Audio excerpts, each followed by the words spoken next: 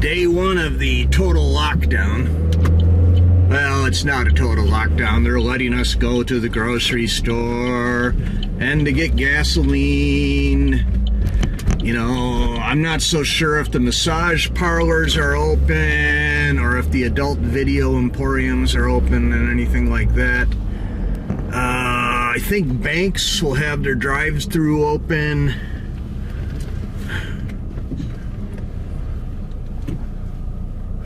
Parking lot's a lot more empty today than it was yesterday. I was just talking with the guy over at the gas station, and his observation was at 5 o'clock last night. He said 5 o'clock last night, pretty much the traffic kind of died out. Okay, there's the Burger King and there's the McDonald's, both just finished remodeling. They finished the remodeling just in time for the plague. I feel bad for the people at the BP. They got a big glass thing in the air. A clerk can stay behind it and be somewhat protected. But over at the Shell station there, they're not as protected. I understand the liquor stores are going to be open. Now that's great news. That is great news. Now my barber shop here, they closed this week. Both barbers are in their 80s. The dentist is next door. The last I heard is they were talking about shutting the dentist down. I'm going north on York Street, or do you say York Road? Going past Visitation. It's 10:30 on Sunday morning, just ahead of Easter, and one of the biggest Catholic churches in the entire area is devoid of anybody in the parking lot. Virgin Mary is all by herself. Oh, there's two of them! This church has two Virgin Marys. They have the Superior Virgin Mary facing the corner, and they must have the Inferior Virgin Mary facing the parking lot. All right. So far, traffic's been really light. Well, with the church traffic gone, and I think a lot of the people wound up their shopping, I don't think we're going to quite see a lot of cars out. Oh, they put the house up for sale over there. There's a lot of for sale signs have been going up. A lot of these were planned sales. People knew that, you know, when the season comes around, spring, they were going to sell the house. And, you know, I don't know what their thing was, their job transfer. They were going to flee Illinois. This was pre-plague. And now, I cannot for a moment begin to imagine what's going on in folks' heads when it comes to the house. Unless your house is completely paid for, what are you going to do? You're not working, how are you going to make your mortgage payment? I know some people that are less than a year or less than 3 years in the house, and you know at this point they don't have any equity. My suggestion for you people with debt and mortgages and stuff is this. Remember the old saying, possession is 9/10 of a law? Well, these banks have been selling a lot of crap paper for the last 50 years, 80 years. They got a lot of bad paper, and they have more paper than they have currency. They desperately need funds coming in. So while they are going to go make a lot of threats against you, think about it this way. So what if they repo the house? What are they going to do? Do they really think they're going to find somebody that's going to rent it, that their rent is going to be more than whatever you can come up for the mortgage? Come on! No, stick it out as long as you can. Make the banks, make the mortgage company, make the good old savings and loan and Jimmy Stewart force you to leave, force you out at the point of a bayonet. I mean, you're buying time here, folks. You're just buying time. So stick it out as long as you can. Here's another church. This is a rebranded church. I don't really pay too much attention to the church, but in the parking lot over there, right about where that squad car was, that's where Carl Sandburg's house was. And Carl Sandburg lived here in Elmhurst. That's when he wrote Chicago Hog Butcher of the World, City of Broad Shoulder, and I believe he wrote a lot of the Lincoln years here. The house coming up on the right-hand corner, closest to me, the blue one, his wife. That was his wife's grandmother's house right over here. Okay, now we're coming up on Immaculate Conception Catholic Church. And completely empty. Their buses are out on the one side, and then there's like a pickup truck parked on the other side. We're approaching the downtown Elmhurst Metroplex right now. The bank sign is functioning.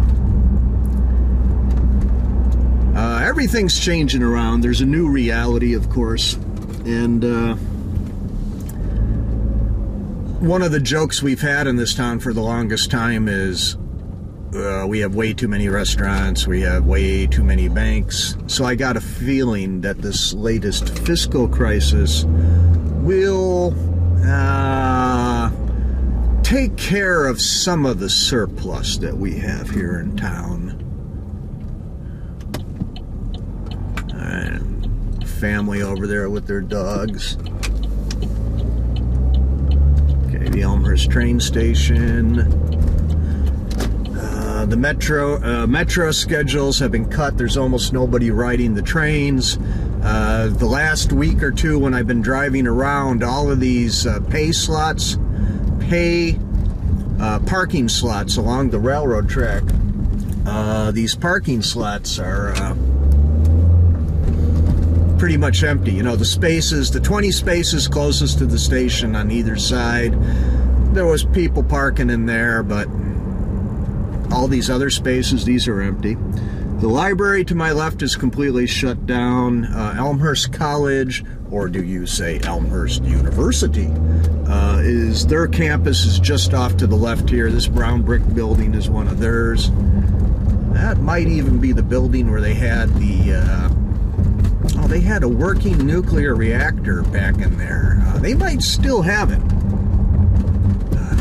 Let's see, we're coming up where the lumberyard used to be. Straight ahead, that little parking lot thing where the college tennis courts are in the city reservoir. Must resist temptation to tell everybody that that thing over there is a bunker.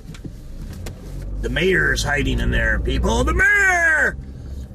No, it's a water reservoir. Okay, no trains. The airports got hammered. O'Hare and Midway. Midway briefly shut down the other day. They had people sick in the FAA control tower. If you don't have enough people to tell the planes where to fly, you just cannot fly. And then I believe all these airlines are having major problems in the logistic chain because of slowing down for sanitation reasons, as well as slowing down because key people are getting sick or are refusing to come in.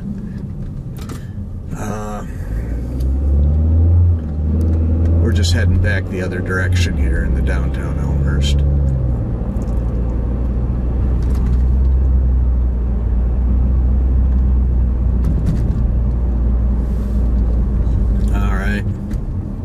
You got these people crossing the street. They might be carriers, so I'm going to stop the car back here. Yeah, I think they said 20 feet or something like that. So, in the downtown, they put up a lot of these signs in front of the restaurants that say pickup or curbside only. It's for the restaurants. There's no dine-in anymore.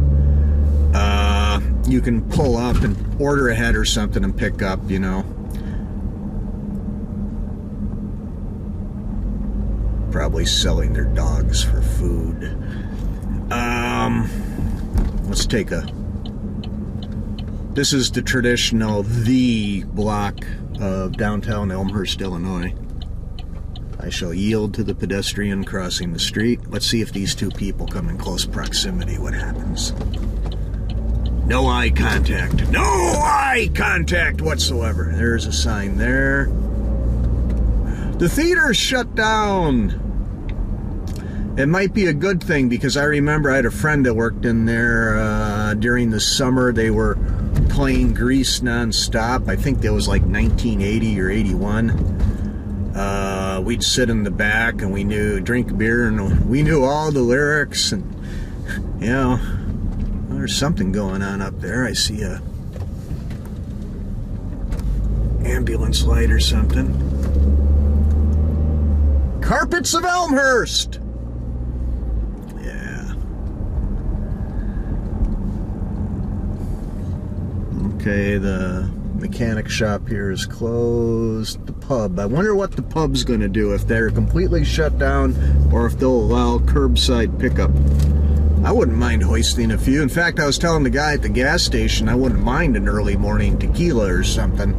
The alcohol will help sanitize our systems, of course. Which brings me to another question that I've been wondering about. How many of these people have already given up on everything and they're descending in some sort of a substance abuse spiral? Well, they're still negotiating the price of those dogs.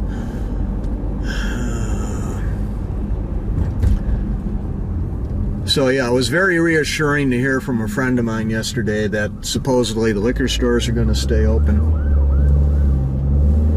Okay, I did see an ambulance. He's coming through the underpass right now.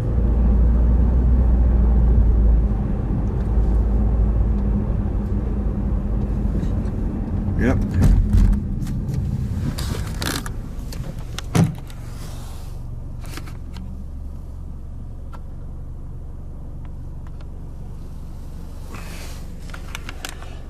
Oh, it's some unlucky person going to the hospital.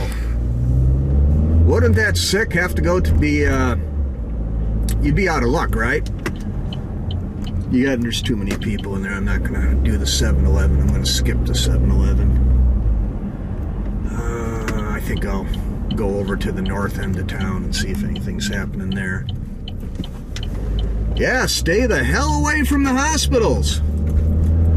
So I started talking yesterday about the death of the luxury economy. I mean, folks, you gotta wake up. There's a whole new reality. Things have changed. This is just like 1865. This is just like 1945. It's a lot like 1929. Yeah, I want the system mostly to stay in place and nothing change and everything be good and everything will work out and we'll all get back to our lives pretty much the way it always was. I'm not so sure that's going to happen. And by saying the luxury economy has died,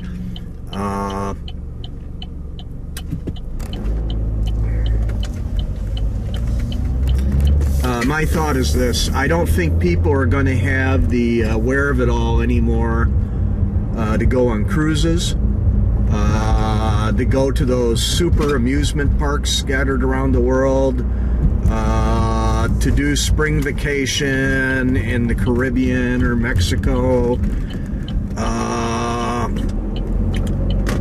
There's a lot of people who've been able, we've been a very wealthy nation, and a lot of people will just, without thinking, they'll jump on a plane and fly out somewhere with the entire family.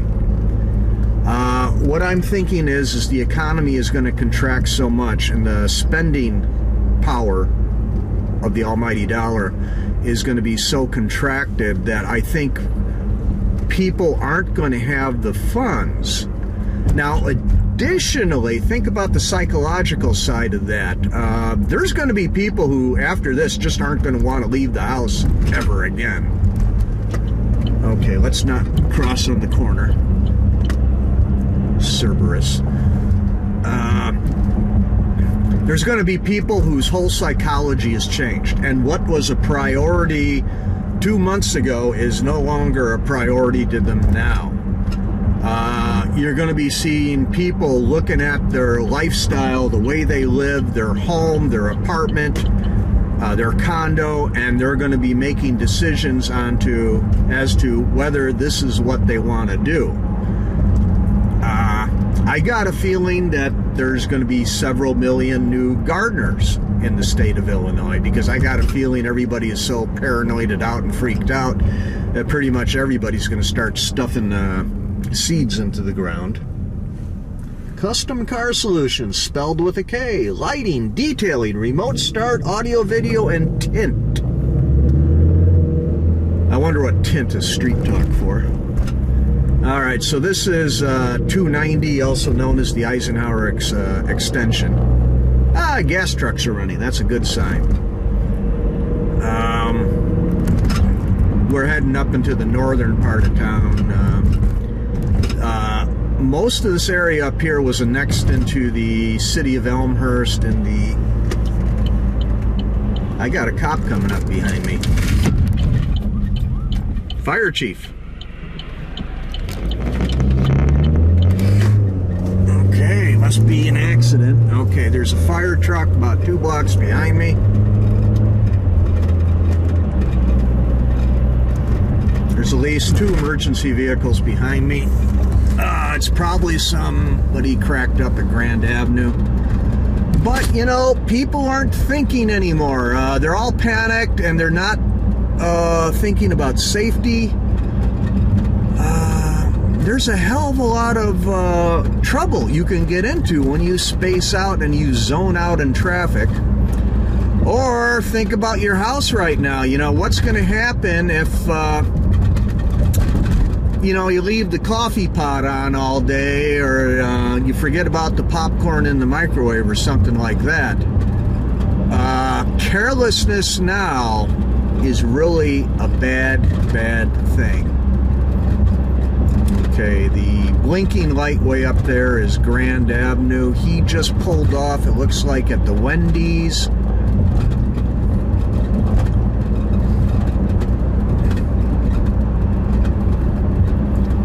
Okay, there's one of the fire trucks is coming up about 2-3 blocks behind me.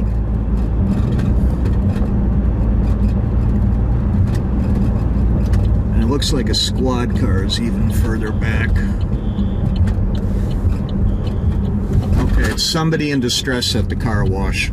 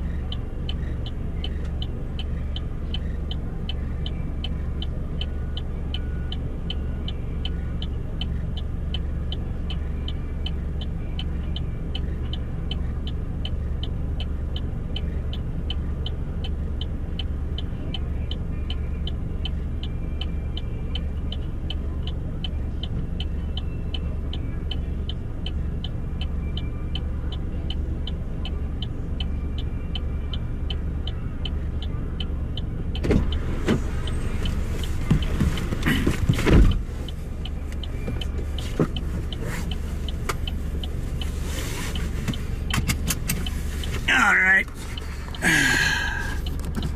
So I have no idea what this is about.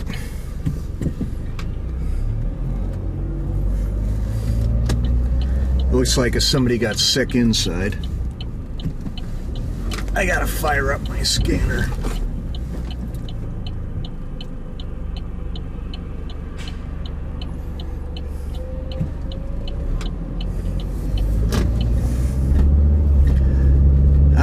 Amazon Prime versus the fire truck. I wonder who'd win. But she did look cute. So that's engine 1 out of station 1. A couple weeks ago, I was talking to the guys. I think they were all mostly North End firefighters, but we have a new ladder truck in town, Ladder 2, which will be based at the south end of town.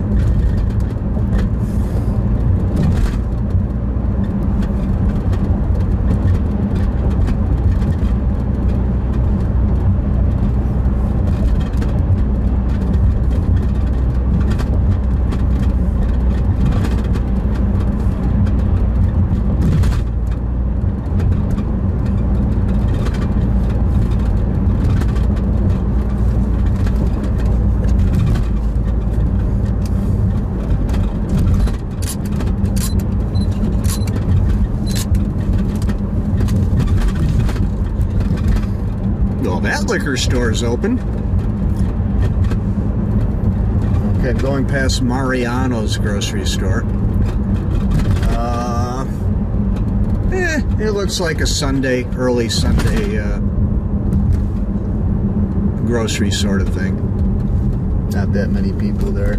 Oh, LA Fitness. Did you think it was going to be open today? Really? Yeah, that's what I want to do. I want to get onto some sweaty exercise equipment and sweat myself in and out of it. That sounds like a plan.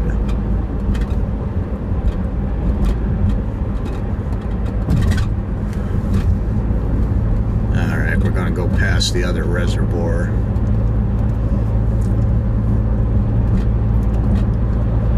So far, it looks like an ordinary day. This reminds me of like morning of 4th of July or Christmas morning or Easter morning. You know, that's the amount of traffic out there. Ah, there's the gas truck. Same one, I think. Okay. Here's the House of Glass. I've always wanted to vandalize their sign by removing the G and the L. So the lights just came on because we're at the fire station. So what he's going to do is he's going to pull in.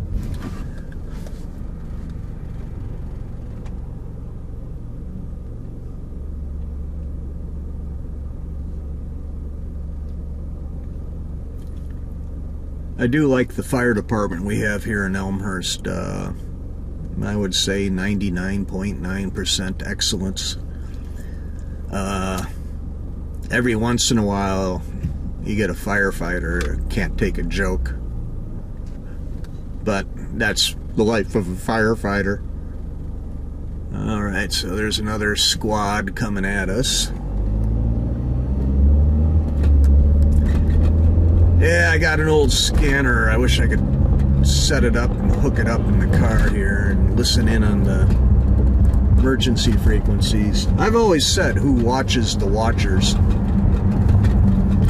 So, getting back to the economy and what's going on, you can see all these businesses. If all these people are at home, there is no money coming in. You can imagine yourself as a person who lives check to check. And it shouldn't be too hard to imagine that business is very much like that. They live check to check.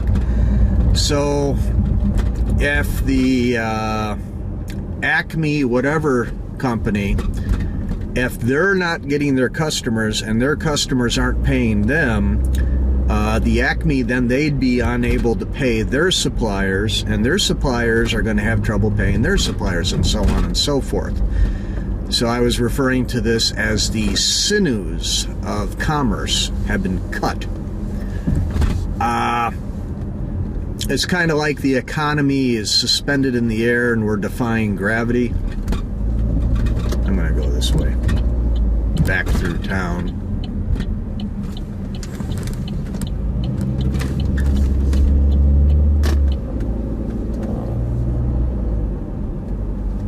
So the buses are running. How'd you like to be a bus driver today?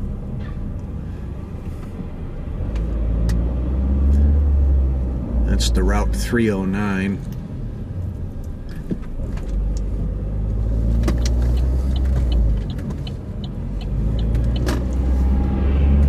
3 new buildings in a row along the right and a new building along the left here. Addison Street's become a canyon in the last few years. And that health club is shut down. Brand new health clubs in this town. Shut down! Why? Because it's not healthy to go to the health club. So do you really think they're going to refund your membership? You know, if you're paying them the $137 a month, do you think they already spent the money, or do you think that they're going to refund you? Okay, luxury economy. People were going out. People had the money. Yeah, this is one of my things about this town. We have a phenomena here called the McMansion. A lot of the housing stock in this town has been torn down and rebuilt over.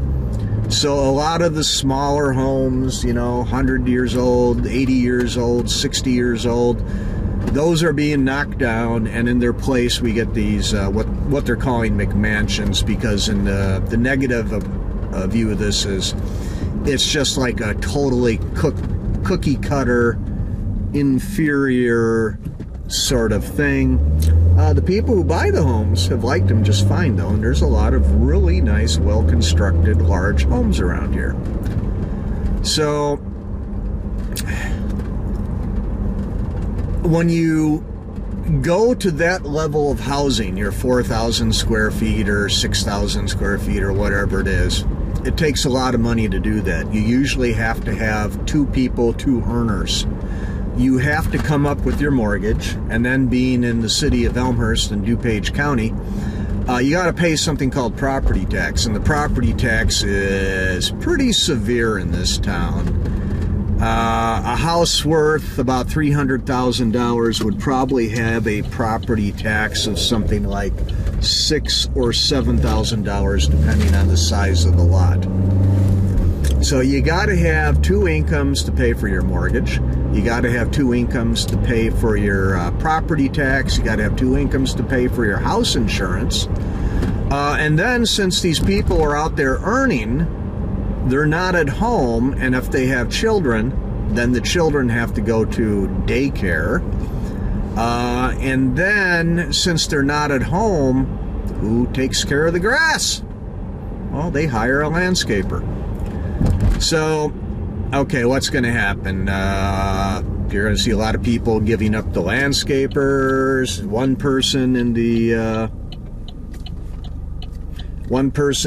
2-income household, they're out of work, so they can stay home and take care of the kids, right? Mow the lawn.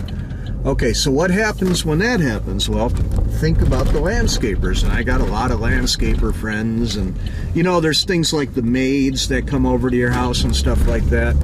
So if the homeowner is now at home and they're taking care of their own home, they're cutting their own grass, they're vacuuming their own living room, they're taking care of their own kids, there's that group of people that is now out of work.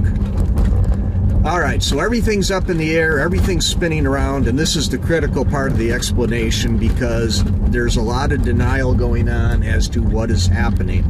And I'll bet you dollars to donuts that most people truly expect that the old economy is going to be completely coming back. My best guess is we're going to see most of it come back, but there's going to be a lot of stuff that you're not going to see around the edges anymore. Instead of 5 grocery stores in town, we might have 3. Instead of all these landscaping trailers all over the place every day of the week, we're going to see a lot less. The tradesmen, you know, there's a hell of a lot of people out there that do plumbing and electric and the remodeling. Well, if mom and pop are living at home now, guess what? They're going to be doing their own remodeling now. They can't afford to go out and pay for remodeling. Union Pacific, I haven't seen the railroad running a train yet this morning, but I really haven't been checking the trains.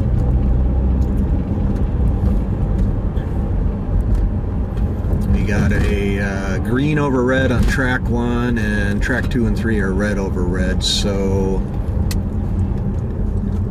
must be a freight. There must be a eastbound freight coming in on track 1. best guess.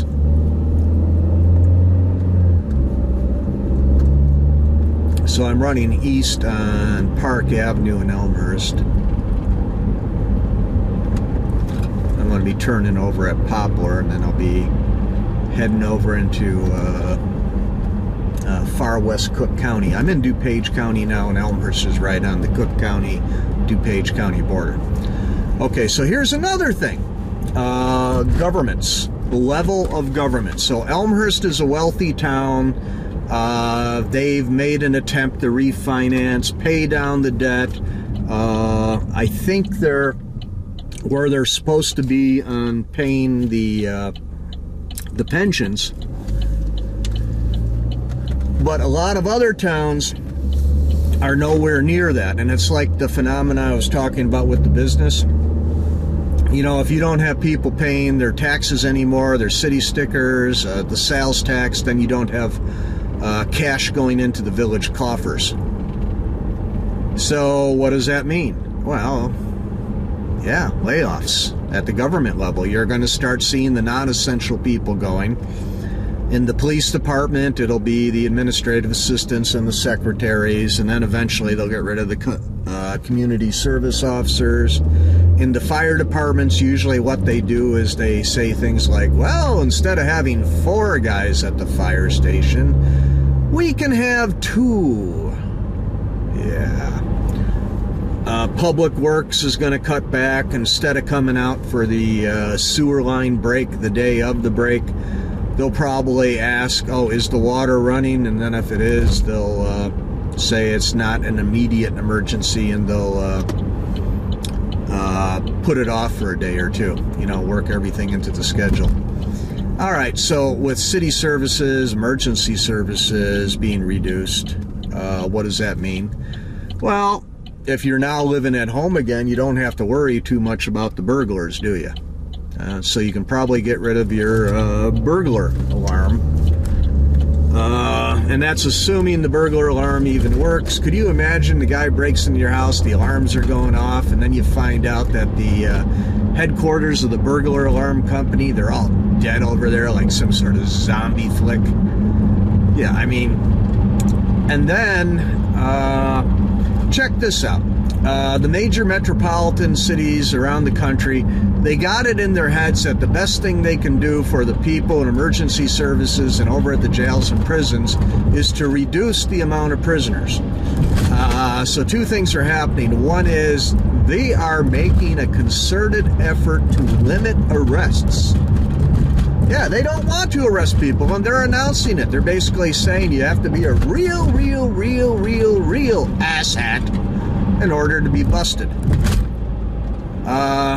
And then the other thing is they're kicking prisoners out. You know, they're looking at what they're in for, and, you know, they're, you know, if they're in for something stupid like felony buffoonery, oh yeah, kick their butts out. If they're a non-violent offender and you got a reasonable hope that they're going to stay alive and show up to the court, and the people in the court are all alive, well, hell, kick him loose. But, you know, if you got a guy who's felon in possession with a gun, who's been caught his 3rd time, no, don't kick him loose. So, what does that mean for the average person? Well, okay, now we got all these people who have trouble controlling their impulses, you know, impulse control. And they like beating up people, they like hurting people, they like absconding with other people's property. Now there will be more of them out there. All right, so what does that mean? Well, it could be critical, because this is the last time in the world you want to get jammed up, right? Do you want to get lost in the system? So if the guy comes breaking through your back door and you blow him away, well, what's going to happen? Do you get caught up in the system? Do they investigate you and lock you up for a couple weeks? You know, what's going to happen? I had a conversation with a young man the other day, and I told him this is no time to go carousing. Stay away from the bars, stay away from drunk driving, stay away from fighting. Stay away from being an asswipe and making stupid comments. That doesn't apply to me, by the way. Because what happens if you go over to the grocery store and you look at the guy the wrong way, and the next thing you know, you're in a fist fight? Well, yeah, the cops are going to come and haul your ass away, especially if somebody got hurt. So now if somebody gets hurt, what does that mean? You get to go to the hospital where you don't want to be. The cop doesn't want to take you to the hospital, so he's going to be quite angry with you. All right, there's emergency services up there. Oh, what the hell is going on here? It would appear Hillside is doing some sort of thing. This is their fire station.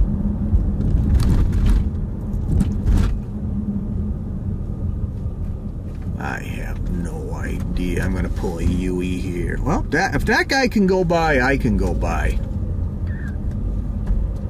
You know, this is right where I got caught by that Veterans Day parade a couple months ago, so maybe it's a local emergency. I don't see any. Nobody's in these squads, so it must be some sort of emergency in one of these apartment buildings or something. Or maybe they just figured out that nobody's cleaned the firehouse in the longest time, and the intern's in there right now hosing everything down. How would you like to be an intern in this economy? Yeah.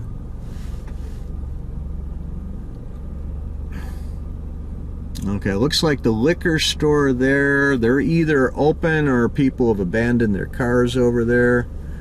The barbecue place over there, they're very popular. I'm hoping that guy's able to stay open. There's a car parked in front, and it looks like somebody looted all of his firewood off the truck. Hopefully he brought his own firewood inside. I'd hate to see a guy like that get, you know, messed over. There's a guy working on his house.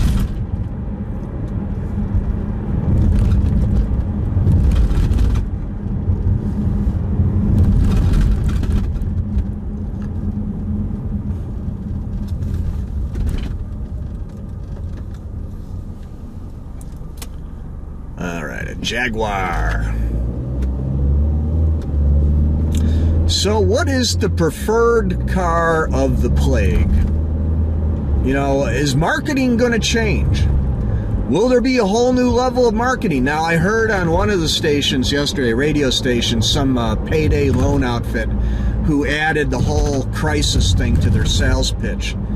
I don't like payday loans. I call them juice loans. I don't like title loans. I call those juice loans. You know, to me, it's like something that the mob did all those years ago.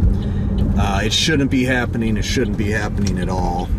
But yet, this major radio station let this profiteer get on, and they're, you know, what they do is they get everybody's adrenaline pumping, and then they sell their product.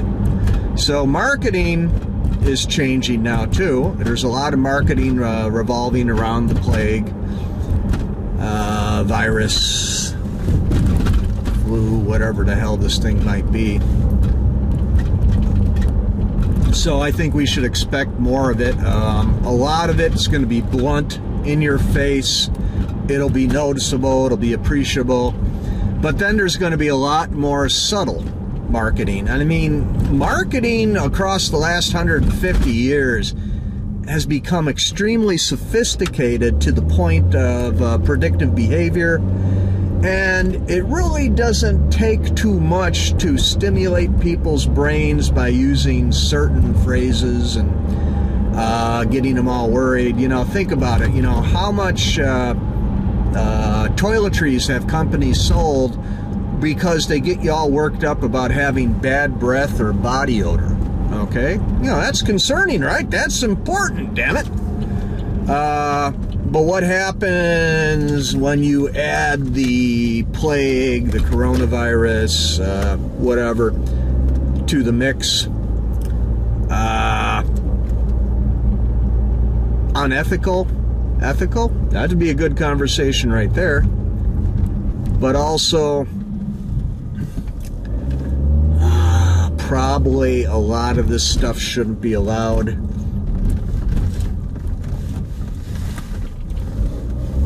Okay, the CN Freeport sub, they got a green going west. I could see the signal down at Wolf Road.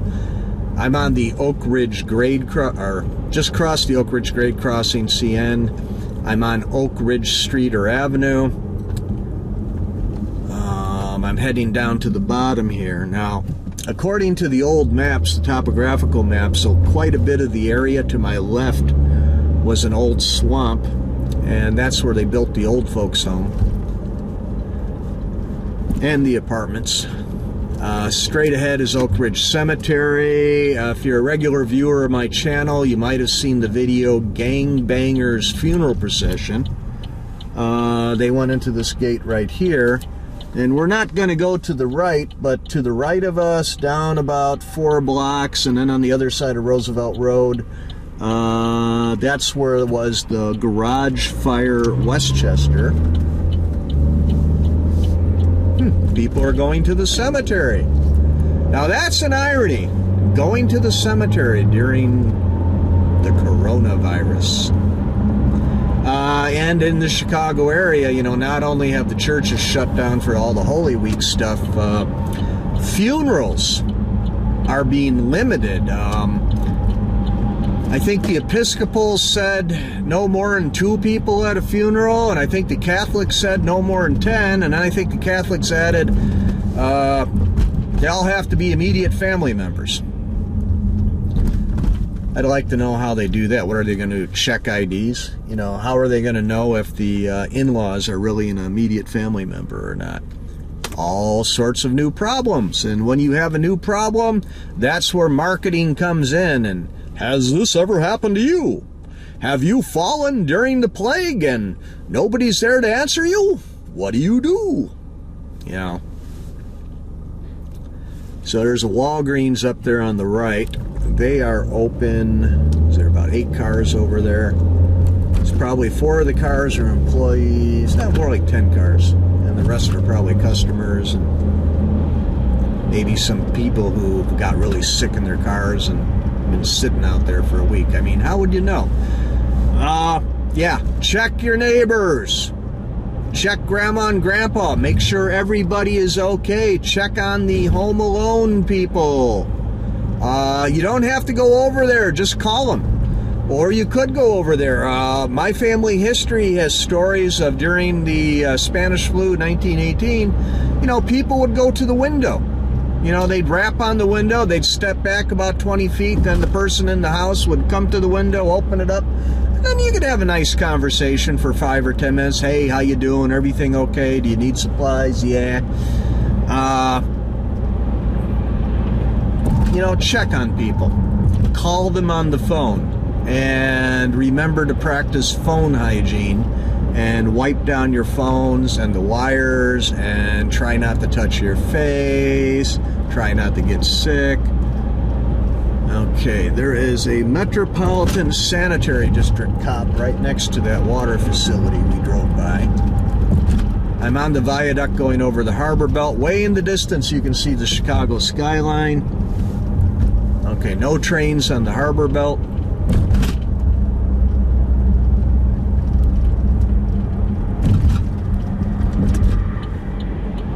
There's some new buildings under construction in the city, and at this point in time I have to start thinking, you know, are those buildings going to be finished? And what will happen? I can remember, you know, I'm pushing 60 years of age, so I can remember some interesting times when, you know, subdivisions got started and never completed, buildings would go up and were never completed.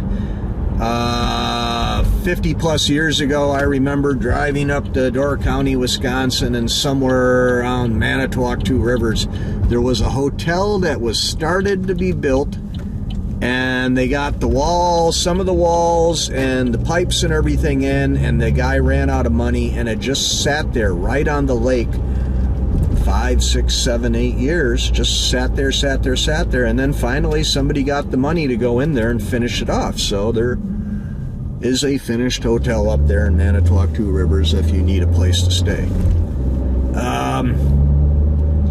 There's going to be a lot of people who are looking at what would normally be their discretionary income. You know, they normally have $200 a month or thereabouts that they put into what they call their entertainment fund. That's the take the family out to eat fund. That's the go somewhere on Saturday fund, go to the movies, go to the ball game. Also, it's, you know, remodeling fund, painting fund, home repair fund, and stuff like that. I think there's also going to be a lot of people who know they need to do work, but they will defer the work despite having the funds. The reason is they're going to be freaked and panicked, and they're not going to want to drop their funds on remodeling repairs because maybe they'll need the money for something else, right? Uncertainty. Uncertainty breeds fear. And when you have uncertainty and fear, people are really nervous to start something new. There's always that one guy that's like, oh, I'm ready to start my new industry, you know, of the piranha fish restaurant. But most people, they're going to be, you know, really holding off. And then do you remember the old saying, never, how does it go? Never borrow your own money. Always use somebody else's money for your business project. There's going to be a lot more people thinking that one. Okay, I'm going south on 17th Avenue in Broadview, Illinois. I'm passing the Target here. Over by the Pep Boys, there is a crap load of cars over there. Dollar Tree has people over by it. The fitness is closed down. Oh, look at this. Sawa's Old Warsaw. They got cars in the lot here, so I've always liked this place. This is a really good restaurant. And I'm not seeing any signs. I see nobody parked on this side. I think there's an apartment or two upstairs.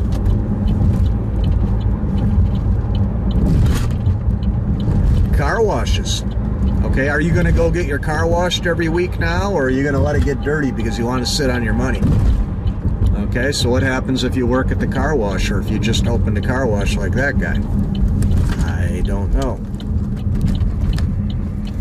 Here's a remodeling company here. They're normally closed on Sundays, I think. Nope. I think I just saw Sunday hours. Somebody throwing away chairs. Normally that would tempt me. Not today. So this is the cookie factory here on the corner here to the right. A couple of years ago they shut down their factory store, and I'm still upset about that. I mean, you could buy like 10 pounds of animal crackers for $1. I mean, who cares if they were broken crackers? $1, man, $1. So now I'm north on 25th Avenue.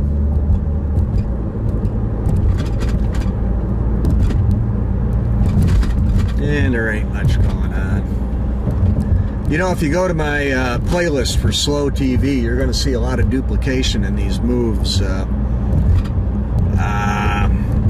I get my break in the morning, my free time, my time off from my other job, and that's when I go driving around. That's when I go to the grocery stores, and I'm a historian, I'm a rail fan, so that's when I kind of have the same route for the most part. Yeah, look at some of the tracks, look at some of the railroads, maybe go to a store, maybe buy a lottery ticket or something. Okay, we're going to cross Addison Creek here. This goes all the way up to North Elmhurst.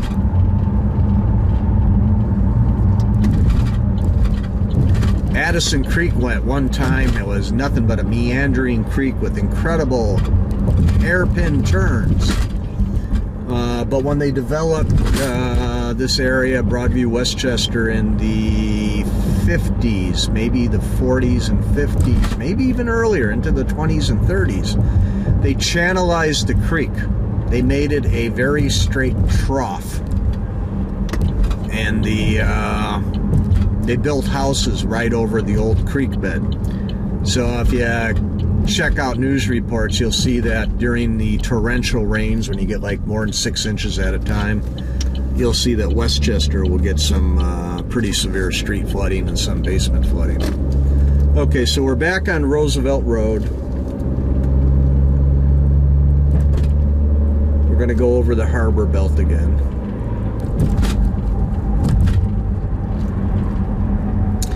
You know, I think attorneys are going to get busier. I'm not sure why. It's just a gut feeling. They always seem to get busier and get rich whenever there's a crisis. But going back to all that business stuff, you know, even if your business is solid and even if your business is on a great footing, there's probably going to be some legal stuff that changes, and you're going to have to stay on top of that. This morning I was in touch with somebody who's actually several people who are involved with caregiving, taking care of seniors at home, not at the wrinkle ranches. And apparently there's been some sort of new government edict, and normally these companies can operate with a very tiny office staff, 2 or 3 people, and they could have 50, 75, or 100 caregivers out in the field. But now suddenly the government is looking at all these people, the clients, they're looking at the caregivers, and there's some sort of new regulations, reduced regulations. I do know there's a hell of a lot of communication effort they're trying to make.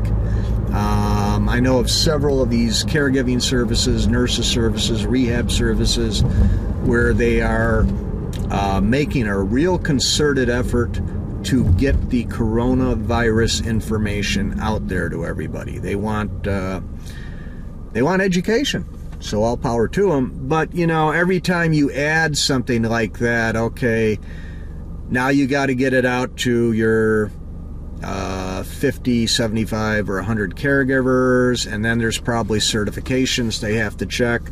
Now, here's something mind-blowing. I know this situation. I know this guy in his 90s that's being taken care of by caregivers.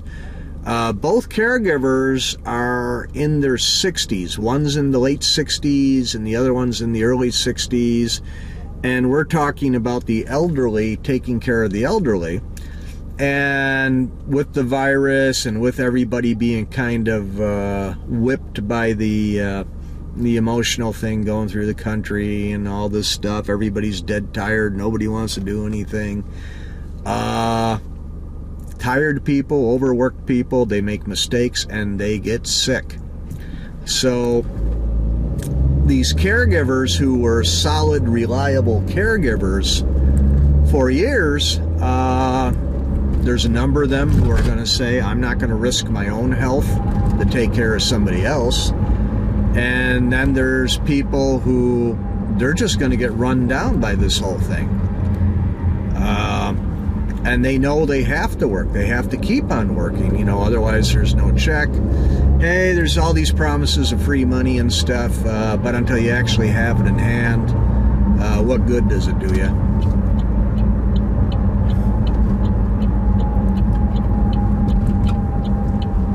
So the caregiver industry, and then things like nannies and stuff like that, that's probably going to change around too. So going back to the people who are suddenly staying at home and they fired their daycare.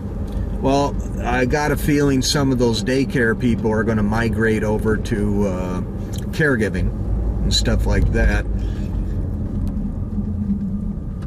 We're back on Oak Ridge.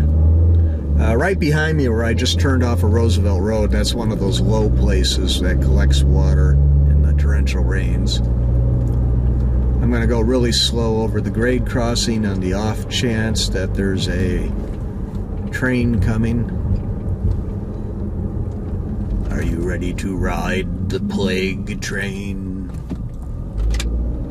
Somehow that reminds me of a friend of mine. On his phone, anytime his wife calls, it comes up with a song called Crazy Train. I don't dare ask him what ringtone he has for me. All of a sudden, I'm remembering this one girl in high school, and we gave her the nickname Bad News. In the beginning, we thought this person was really good and nice and great, and wow, were we mistaken. So we're in high school, you know, you can't avoid these people, so we'd be hanging out at the main hall under the clock, and here she'd come down the hallway, and we'd just look at each other, nod, and go, well, here comes Bad News. The thing about nicknames, people, is sometimes nicknames can stick, and that poor girl ended up leaving town, I believe. It'd be fun to say it was because of the nickname. I don't think it was. It might have been something to do with the abuse allegations. We're on Harrison now, which I misspelled in another video. Put 2 N's on it, I think, for my last Addison local. So this is the Freeport sub. The tracks to the left of me go to Cicero, and then from there down to Blue Island. And to the right, those tracks go out to basically Belvedere, Rockford, Galena, then across the Mississippi River to Dubuque, Iowa. I think it's Waterloo, Fort Dodge, and then Council Bluffs, Iowa. Most of the train traffic on that line is now the ethanol tankers and some hopper trains, and then every once in a while we see a mixed train.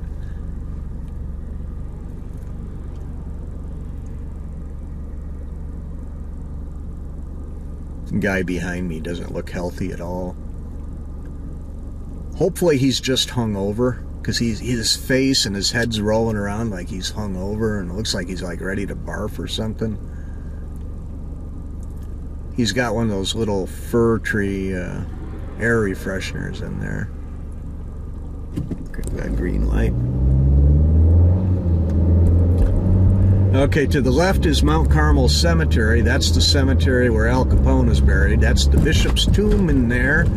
And then the oh God, what was it? The